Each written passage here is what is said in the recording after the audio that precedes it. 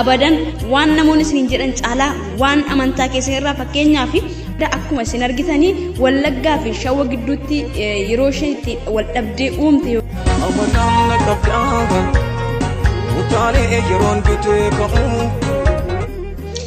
nagaan waaqayyo isin hawwata akkam jirtu hordoftoonni Sarontuu biyya keessaa fi biyya alaa akkam jirtu nagaa keessanii anis nagaadha warroonni hordoftoonni amantaa biraa ashama harka fuunee isiniin jedhadha warroonni chaanaalii kanaaf haaraa taatan subscribe godhati asumarraan nu hordofaan isiniin jechuu barbaada guyyaa irraa kan ammoo yookiis immoo viidiyoo namarratti hojjechuu yookiis immoo yaada namaan qabee ibsachuu natti tolee osoo hin taane wanta na dinqisiise yookiis immoo na kaa'uu hin dandeenyedha nisi warroota amantaa da'oo godhatanii amantaa fi amantaa walitti buusan akkasumas siyaasaa fi amantaa wal keessa borcanii biyyattii nagaa dhoowwaa jiran sara darbee immoo sabaa fi isaa warra walitti buusanii sana irratti hundaa'eeti jechuudha.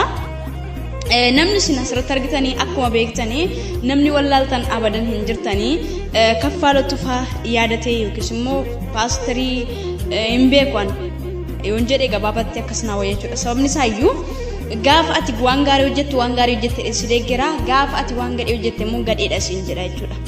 Sababiin isaayyuu ani jireenya kiyya keessatti amantaa namaa tuquu hin barbaadu namnis immoo amantaa koo akka tuquu hin barbaadu kan namaa hin xiqqeessu akkasuma namillee kiyya kan xiqqeessine hin barbaada jechuudha.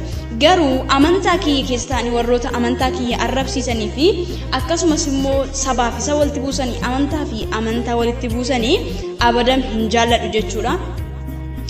Asirratti hundaa'ee namni isin argitan kun yeroo kana yookiis immoo torbee kana akka gadhiisi ta'ee jira jechuudha.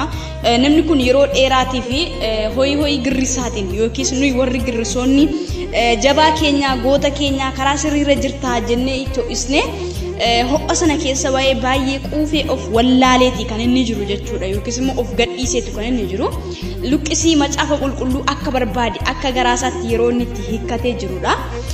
Sanarra darbee immoo amantootattis ta'e sabattis ta'e saba biraas ta'e burjaajii guddaadha kan inni uumee jiru. Dabalatammoo akkasumas immoo sabaa fi saballee jechuudha amantii da'oo godhatee paasterii fakkaachuudhaan yookiis immoo warra fakkeenyaa fi mana waaqayyoo tajaajilaa fakkaachuudhaan amantaa fi amantaa akkasumas dabalatee immoo siyaasa keessa gaggeeffachuudhaan wantoota hedduudha kan inni raawwachaa jiru. Namoonni gurguddoon yookiis immoo yaada inni maxxansa inni torbee kana kennu irratti koomentiiwwan garaagaraa kennaadha kan isin jirtan yookiis immoo kennaadha kan isaan jiranii.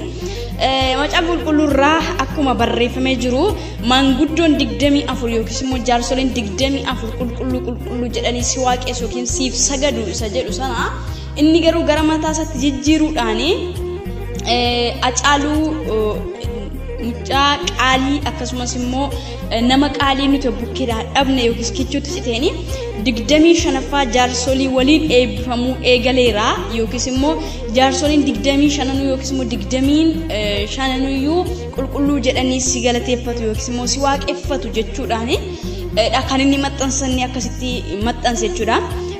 Akkas jedhee jaarsolii 25ffaa jaarsolii 24 waliin eebbifamuu eegaleera gargaaruu hin danda'u jedhe. Hangamiyyuu nama tokko yoo jaallanne yookiis immoo aarsaa guddaa fi waan guddaa tokko yoo godhe fuunee waaqayyoon qixxeessuun abadan hin dandeenyu jechuudha. Asirratti ati Hacaaluu hin jaallattu namoonni jettan jiraachuu dandeessu. Hacaaluu nan jaalladha si olitti jaallachuu danda'a keessa koo nan beektu maal akkan ta'e garuu ani Hacaaluu fi waaqayyo wal bukkee qabuu hin danda'u sababiin isaa nama fooniti waan ta'eef jechuudha. Namni kun garuu qulqulluudha kan jedhame macaafa qulqulluuratti fuudhee nama foonii dhaqee gara waaqaatiin qixxeesseera jechuudha yookiis immoo rabbii fi Hacaaluu wal qixxeessee jira jechuudha. Kun waan fokkataadha abaarsadha jechuudha yookiis immoo bara dhaloonni gadhiisii keessa darbee waaqayyoon akka daa'imaa dabalatee immoo jechuudha akka namaatti gadi fidee qixxeessee jira jechuudha. Hayyuu tokko amma fakkeenyaaf hayyoota keenya ni jaallanna lubbuu keenya illee osoo aarsaa kaffalannee hin kaffalla garuu rabbi keenya yookiis immoo waaqa keenya jennee itti sagaduu fi itti qixxeessuu hin dandeenyu jechuudha. Quraani nun ajaju macaafni qulqulluun nun ajajullee jechuudha. Waan sun nun ajajne wanni amantaa keenya nun ajajne garuu fuunee godhuun keenya nurra hin jiru jechuudha. Inni garuu torbee kana maal godhee jira 25ffaatti itti qixxeessee yookiin immoo itti dabalee jira jechuudha. Sun maalirraa dhuferee nuyi hoyiidhaan jabaadhu goota keenya jennee wajjin bu'uu keenya irraa kan hafe sagalee waaqayyoo akka barbaadettidha kan inni gadi boocaa jiru. Kanaaf iyyuu irraa akka of eeggattan jechuudha. Kun eenyuun bakka bu'uu hin danda'u jechuudha. Amantaa makam keessa yoo jiraate iyyuu musliima bakka bu'uu hin danda'u, ortodoksii bakka bu'uu hin danda'u, waaqeffataa pirootestaantii abadan bakka bu'uu hin danda'u namni kun jechuudha. Of ta'ee jiraadhu yookiis immoo yaada mataa keetiin gaggeeffame godhame akka garaa kee jiraatte akka garaa kee sabaa fi saballee yeroon itti walitti buusu yookiis immoo yeroo haasaasaa keessatti yeroo baay'ee amantiiwwan tokko ni qeeqa jechuudha. Namoonni hordoftan ni jirtu waan ta'eef achirratti dabalatee dhaabbatee immoo yeroo inni sabas ta'ee qeequlle ni jiru jechuudha. Kun mataa isaatti yoo jedhamti amantaa da'oo godhatee waan kana gochuun abadan fudhataman qabu. Yeroo inni waan gaarii godhutti hedduu nan deeggera jechuudha. Hedduus nan dinqisiifadha. Sababiin isaayyuu waan sirriidha waan godheefi nan dinqisiifadhas na jabeessifadhas. Nama amanataa yookiis immoo tajaajilaa taatee siyaasa deeggeruu ni dandeessa. Siyaasa keetti hirmaachuu ni dandeessa. Garuu hanga inni quubsee si wallaalchifnetti hanga gadhiisitti hin jiraannetti tokkotti malee akkati gadhiistu tokko si gochuu hin danda'u. Keessa ba'ee fakkeenyaaf waaqayyoon itti dubbate karaa sirbaatiin yookiis immoo akka sirbatiin tajaajilu. Fakkeenyaaf sirbaanii waaqayyoon tajaajilamuu hin danda'amu. Fakkeenyaaf quraana keessatti sirbuun haraama. Macaafa qulqulluu keessatti immoo sirbituun mootummaa waaqayyoo hin dhaaltu yookiis immoo hin galtu jechuudha. Aarsaan suni kan seexanaati jechuudha. Sirbuu jechuun seexanaaf gurgufamuu, seexanaaf tajaajiluu, seexanaaf hoogganamuu yookiis immoo seexanaaf aarsaa dhiyeessuudha. Seexanaaf kana gochuu jechuun immoo mataa isaatti iyyuu du'aa jechuudha. Badiisa lubbuu ofitti murteessuudha jechuudha. Kanaafuu gaafa akkas jedhamu abaarsa tokko jechuudha. Kun abadan fudhatama hin qabu jechuudha. Maxxansanni kaleessa ganama maxxansee akkasidha jechuudha. Abadan sirbiina tajaajiliitiin fudhatama hin qabu jechuudha. Yookiis immoo waan macaafa qulqulluu keessa hin jirre akka mataa keetti hiikkachuu hin dandeessu. Ni dandeessa garuu sibira fudhatama hin qabu. Namoonni hedduun namoonni bebbeekamoon illee yaada kennaaf turan jechuudha. Hanguma si jaallannu yookiis immoo akkuma si deeggarru waan fokkisaa irratti garuu akka isan deeggarre hiriyoonni isaa jajjaboon itti himaadha kan isaan jiran jechuudha. Inni garuu isaan darbeeyyuu deebii kennaa hin jiru. Cigoo fi yookiis waan fudhatama hin qabnedha kan inni deebisaa jiru jechuudha. Faallaa sanaati kan inni deebii kennaa jiru. Fakkeenyaaf komentii isaaf kenname keessaa tokko isin dubbisa. Obboleessoo shirraa kanaa maaliif hordoftaa? Akka inni siif ta'ee hordoftoota kee hin fayyadne nan beeka. Ati obboleessa koo nama dandeettii waa hedduu qabudha. Akka taate nan beeka. Kanaaf waan xiqqoo sirraa hin eegnu jedha. Akkasuma karaa inni akkaataa sirbaati yookiis immoo sirbaan akka waaqayyoon tajaajilu yookiis immoo akka sirbu waaqan ajaja yookiis immoo natti dubbate jedhe irratti seexanaan iyyuu sitti dubbata. Garuu ergaa du'aa sitti himaa. Inni sirbaanii kan inni waaqayyoon natti dubbate jedhe sirbaan waaqayyo hin dubbatu yookiis rabbi namatti hin dubbatu sirbi jedhe jechuudha. Abadan fudhatama hin qabu jechuudha. Amantaa kam keessa illee hin jiru, caafamee illee hin jiru jechuudha. Sun maal jechuudha? Waldaa kiristaanaa keessa ta'anii yookiis immoo dhaabbata amantii tokko keessa jiraatanii waan biraa keessa laaquu yookiis simmeetti biraatiin booji'amuu jechuudha. Seexanaan iyyuu sitti ni dubbata garuu ergaa du'aa sitti hima. Garuu faarfannaa inni ergamoonni waaqaa dubbatan utuu jiru maaf afaan sirbaa dhaga'uu filatte? Dadhabbii mataa keenyaatiin luqqisii barbaaduun mallattoo bilchinaa miti yookiis kan dadhabinaati malee. Akkan si jaalladhu ni beekta garuu kanarratti sin deeggaruudha. Jala galtanii dubbisuu dandeessu. Namootuma bebbeekamoo yookiis immoo irraa barnoota fudhatamanii dhalleetii isaa wajjillee hariiroo kan qaban jechuudha. Namoonni komentii kana kennan jechuudha. Sababiin isaayyuu sirbi kan jedhu waaqayyo sirbisiin hin jedhu sirbaallee sittiin dubbatu jechuudha. Kun maal jechuudha? Mataa isaatti yeroo baay'ee ni beektu. Akkasumas immoo yeroo baay'ee maal jedhee sirbarra faarfannaarraa sirbatuyyuu natti tola yookiis immoo sirba dinqisiifadhaa jeroonni jedhetu jira jechuudha. Yeroo baay'ee immoo makiinaa keessatti kallattii daandiiwwan garaagaraa irratti sirba kan inni dhaggeeffatu namni kun jechuudha. Kanaafiyyuu erga gaggeessaa amantii tokko taate sirbi sirraa hin eegamu. Sheeka tokkorraa sirbi hin eegamu yookiis immoo qeesii tokkorraa yookiin paasterii tokkorraa sirbi hin eegamu abadan. Maaliif ree erga kallattii siriitti yookiis immoo dhimma amantaati kan inni hordofsiisu yookiin dhimma amantaati ta'ee sirbi maal gochaaf dhufee jedhaan akka kootti. Yoo jijjiirrachuuf yookiis immoo sirbuu barbaade keessaa ba'ee sirbuu qaba mirga isaati tun. Eenyuutaan garuu amantaa tokko keessa ta'anii yookiis immoo masgiida tokko keessa ta'anii yookiin beeksistaa tokko keessa ta'anii da'oo godhatanii amantaa da'oo godhatanii immoo burjaajii saba keessatti uumuun dadhabina guddaadha mataa isaatti cubbuudha jechuudha. Kanaaf iyyuu of eeggannoo nama kanarraa akka gootan isiniin jechuu barbaada. Yeroo inni waan gaarii godhu nama tokko gaarii goote jedha, yeroo inni waan gaarii godhu immoo waan gadhee goote yoo jettan barbaachisaadha. Namallee dinqisiifachuu fi namallee jajuudhaa fi yaagirreessoochi waan tokko isinitti hima jechuudha. Girjettanii nama tokko jedhan duudinaa. Ani kana dubbadheef girjetteena jala hin duudiin, girjettees immoo narraa hin baqatiin. Qixan sirrii jirutti sirriidhaan aan jedhe, qixan sirriin jiraanitti garuu sirrii mitiin aan jedhe. Sababiin isaayyuu maaliif sitti fakkaate gaafati hoyi hoyettee abidda natti qabsiistu dogoggora guddaa keetti kufee siinillee si kuffisuu nan danda'a waan an ta'eef jechuudha. Akkasuma namoonni tokko fakkeenyaaf dhimma siyaasa fakkeessanii waa'ee siyaasa fakkee waa'ee Oromoo jedhanii fi Oromoo bakka hin buutu. Okay, Hacaaluu jedhee fi namni hundumtuu Hacaaluu jaalatti fakkaata. Yeroo baay'ee namoonni kee daldalaaf beekamtii guddaa yoo argatanis yookiin beekamtiif jecha waa'ee hayyootaa waa'ee qabsaa'ota keenyaa jala afarsanii wajjin suuraa ka'uudhaan yookiis immoo bira deemuudhaan wantoota garaagaraa gochuudhaan afarfamuudhaan booddee waan dhimma mataa isaanii fi ajandaa mataa isaanii qabataniiti kan isaan as ba'an jechuudha. Kanaaf ana akka kootti yaanni kun ana biratti fudhatamallee hin qabu. Isinillee akka nama kanarraa of eeggattan jechuudha. Of eeggannoo guddaan ni barbaachisa. Keessattuu macaafa qulqulluu namoonni hin beeknes ta'e dhimma amantaa kamiyyuu namoonni hin beekne yoo ta'e nama kanarraa akka of eeggattan.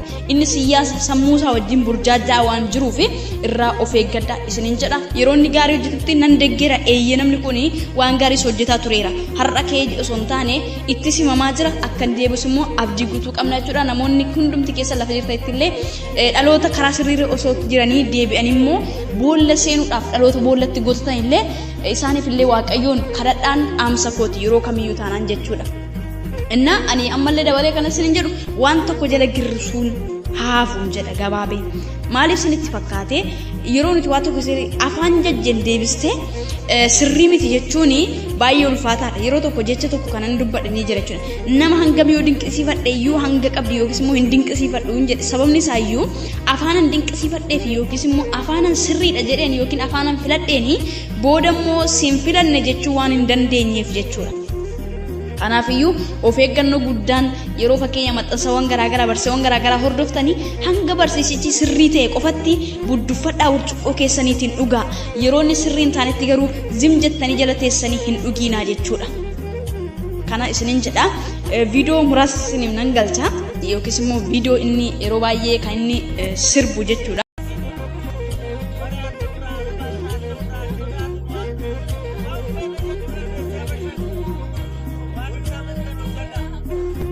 Hangamiyyuu yoo ta'e namni addunyaa kana jiru iyyuu namni Hacaaluu hin jaallanne hin jiru. Haa ta'u iyyuu malee fuudhanii waaqayyoon qixxeessuun abadan na biratti fudhataman qabu. Macaafa qulqulluu birattis seera amantaa birattis seeruma uumaa birattis abadan sirrii miti jedha fakkeenyaaf jechuudha. Inna maaliif nama fooniiti waan ta'eef jechuudha. Uumaan keenya samii fi dachee diriirsee garuu tokkicha. Inni uumaadha malee uumame miti.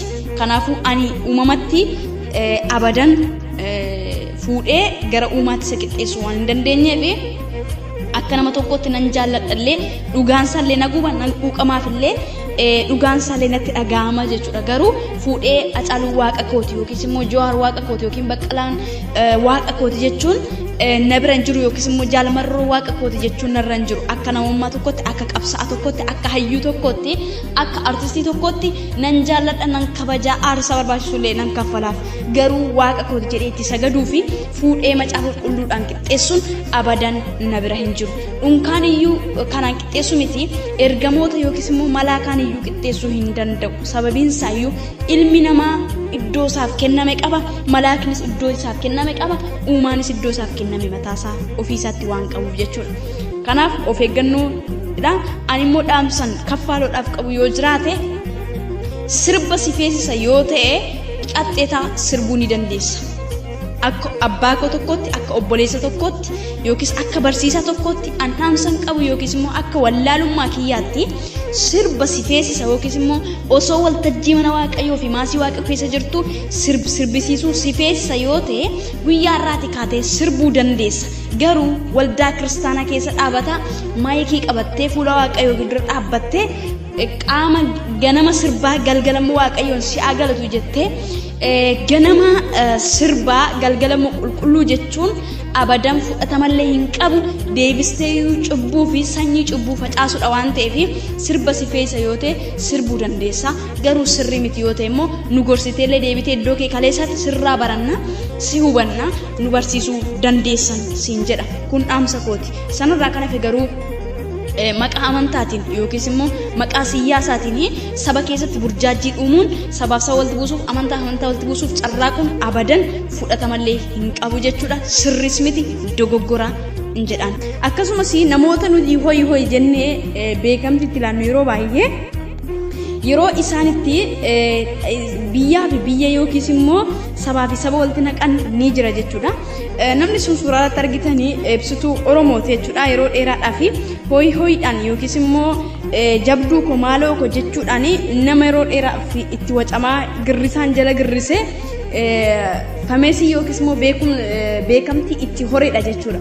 Amma garuu dheengadda akkuma isin argitanii Wallaggaa fi Shawwa gidduutti yeroo isheen itti wal dhabdee uumte yookiis immoo jibbinsa facaasaa turtedha. Waan baay'eedha jecha isheen haasa'aa turte waan isheerraan eegamne waan sabaa fi saba walitti buusuudha jechuudha.